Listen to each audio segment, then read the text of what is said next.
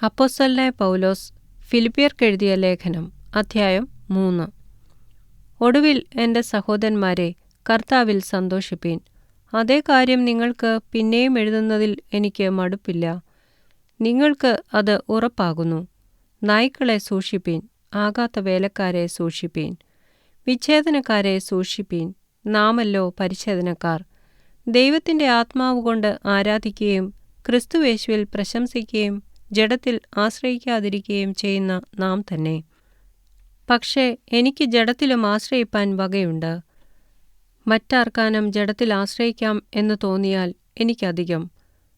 8-ാം നാളിൽ പരിച്ഛേദനയേറ്റവൻ, ഇസ്രായേൽ ജാതിക്കാരൻ, ബെന്യാമിൻ ഗോത്രക്കാരൻ, എബ്രായരിൽ നിന്ന് ജനിച്ച എബ്രായൻ, ന്യായപ്രമാണം സംബന്ധിച്ച് പരീശൻ, ശുഷ്കാന്തി സംബന്ധിച്ച് സഭയെ ഉപദ്രവിച്ചവൻ, ന്യായപ്രമാണത്തിലെ നീതി സംബന്ധിച്ച് അനിന്യൻ.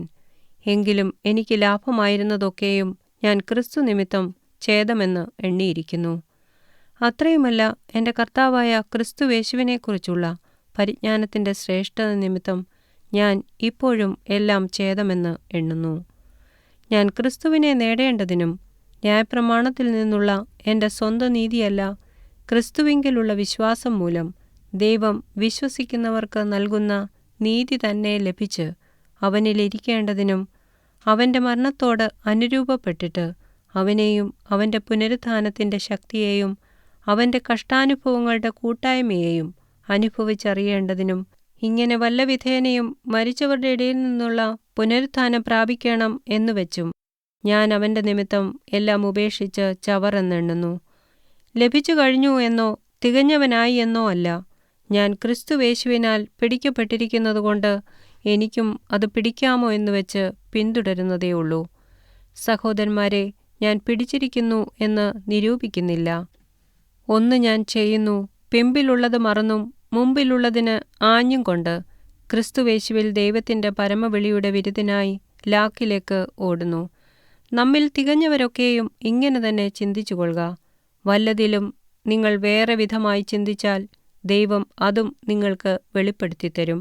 എന്നാൽ നാം പ്രാപിച്ചിരിക്കുന്ന പരിജ്ഞാനം തന്നെ അനുസരിച്ച് നടക്കുക. സഹോദരന്മാരെ, നിങ്ങളെല്ലാവരും എന്നെ അനുകരിപ്പീൻ. ഞങ്ങൾ നിങ്ങൾക്ക് കാണിച്ച മാതൃകപ്രകാരം നടക്കുന്നവരെയും കുറിക്കൊള്ളുവീൻ. ഞാൻ പലപ്പോഴും നിങ്ങളോട് പറഞ്ഞതുപോലെ അനേകർ ക്രിസ്തുവിൻ്റെ ക്രൂശിന് ശത്രുക്കളായി നടക്കുന്നു എന്ന് ഇപ്പോൾ കരഞ്ഞും കൊണ്ട് പറയുന്നു. അവരുടെ അവസാനം നാശം, അവരുടെ ദൈവം വയറ്, ലജ്ജയായതിൽ അവർക്ക് മാനം തോന്നുന്നു. അവർ ഭൂമിയിലുള്ളത് ചിന്തിക്കുന്നു. നമ്മുടെ പൗരത്വമോ സ്വർഗത്തിലാകുന്നു. അവിടെ നിന്ന് കർത്താവ് യേശുക്രിസ്തു രക്ഷിതാവായി വരുമെന്ന് നാം കാത്തിരിക്കുന്നു.